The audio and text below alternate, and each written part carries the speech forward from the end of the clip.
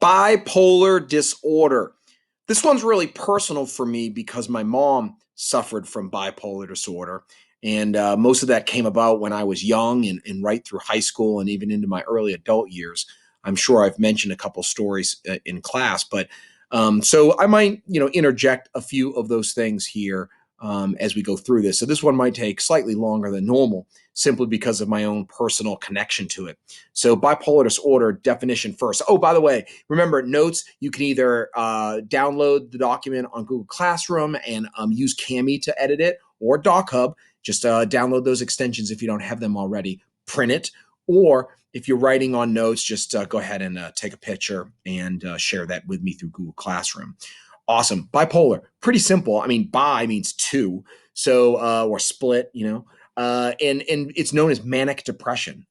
There's two parts to it. There's the manic episode that you have, and then you have a depressive episode. And if you look at the manic side, the manic is elated. It's high. It's like they have increased energy. They want activity. They have racing thoughts and ideas. Their brain, my mom used to say that her brain would not shut off, and she just would have racing thoughts all through the night and therefore wouldn't even sleep a lot of times. But they also feel like they have superpowers. And one of the problems with manic depression is that because you feel like you're high and you have like these superpowers, they don't want it to stop. And that's why a lot of people with manic depression or bipolar struggle with actually staying on their medication. And my mom, for about 10 years, had a lot of trouble with that because they kind of don't want to give up the manic state.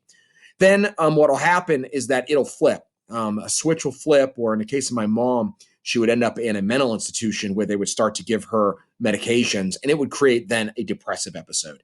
And all of a sudden, it's literally the exact opposite. Like one swing from way over here, and then a swinging way over the other side. No energy, helplessness, can't do anything. Everything's negative. Manic depression, and it's a brain disorder. Again, that has dramatic swings between a manic phase and a depression phase. So manic phase and depression phase. And the main focus of this will be really talking about those two phases. All right, I'll pause if you need to. All right, statistics and causes. About 2.5% of the population, around 6 million people, suffer from some form of various, levels of bipolar disorder, about 6 million. And then the average onset is 25. With my mom in particular, her onset was older, probably in her 40s when it really became significant. Although now looking back, she probably was suffering from it in a little more milder cases even when I was younger. But generally speaking, 25 is the onset. All right, so statistics there. All right, good. All right, risk factors. Like what makes you more likely to get this? Well, one, having a parent or sibling with bipolar disorder is going to make you more likely. So there's definitely a genetic component here that's pretty significant. So there's that. Thankfully, none of my siblings nor I have ever developed bipolar, but because our mom has it, certainly we are more susceptible. Periods of high stress. And this is the thing that's interesting about bipolar is that we actually think that like you have a genetic disposition for it, but it's an event that causes the bipolar to kind of like get triggered. And so somebody who's maybe genetically predisposed to it, like maybe myself, I haven't evidently haven't had this high stress moment that's caused this. And you can see here on the list here, death of a parent, death of a spouse, a divorce, flunking out, things that cause high stress could be an example of what would cause maybe bipolar to be triggered. Some sort of traumatic event. Very good. So high stress traumatic. With my mom, we don't really know exactly what it was. The suspicion is actually my birth. I was the fifth child, and I was quickly on the heels of my sister. My sister's only a year and a half older than me, so when she was a 9-month-old, my mom got pregnant with me, and I think that did cause a lot of stress. Certainly, from everything I've been told, it did, and it's possible she had her first bipolar depressive episode right after I was born. So I don't know. I don't know if that was it. I don't feel guilty about it. I mean, it's not my fault, right? But at the same time, it could have been something like that. And then there were other events that happened as well. Drug or alcohol abuse is also a risk factor.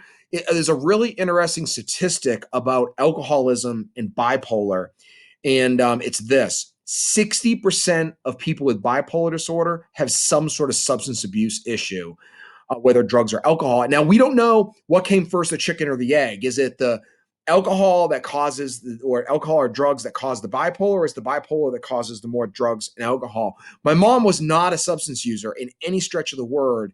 So that certainly wasn't in her case. So hard to say, but doctors are not totally sure. Medicine's not totally sure on this. All right, now the two stages of it, the two why it's called bipolar, manic, depression. Let's talk about the manic phase, and let's just give a couple big things to remember of the manic stage. Here we go. One, this is a big one. Increased energy and activity. They feel superhuman. I have a little quote here from someone who was talking about being their manic stage and being bipolar. They call it hypomania. Okay, so this mania part. I have hypomania, and it felt great. And people told me I appeared like I had done cocaine, but I denied it and said they were just jealous and that I was happy. I felt euphoric and exercised so much. I felt like I had superpower. I had all these ideas. I never slept a lot and was a social I was so social and felt like I was the sexiest person alive. I flirted a lot with people. I also told people they are fantastic and talked a lot. Yeah, I mean, it's just like that defines my mother during the manic stage.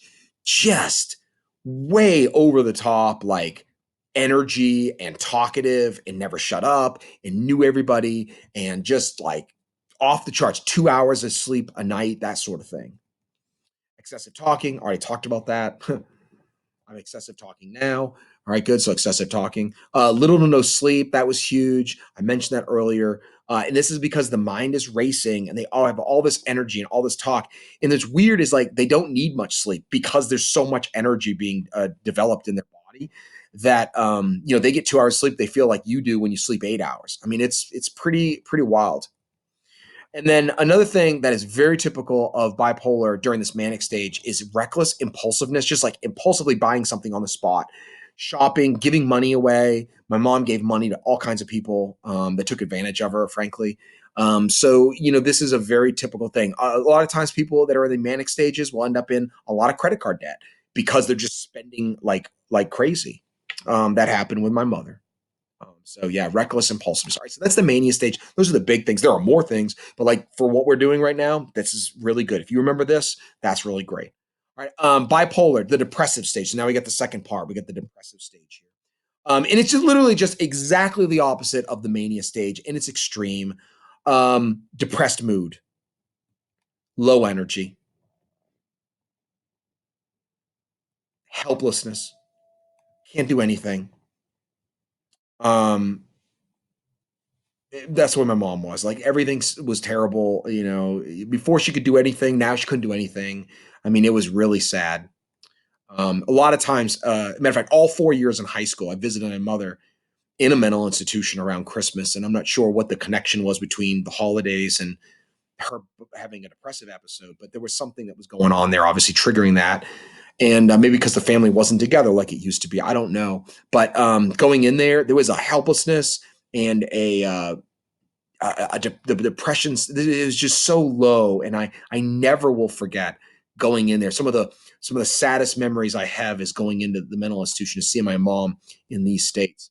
And then and which also followed along with that was suicidal thoughts. I mean, mom often talked about that during these stages, and it was very difficult to be around her. It was very difficult to be around her in either one of the stages, if she was manic or when she was depressive. But this part was really tough from the standpoint of talking openly, um, suicidal thoughts. So, all right, those are the two sections of bipolar. It's the mania and the depression stage. Do the practice on that. You've got a little quiz to go over and whatnot as well, plus a sort with all the other ones. So do those as well. All right, thanks. Great, guys.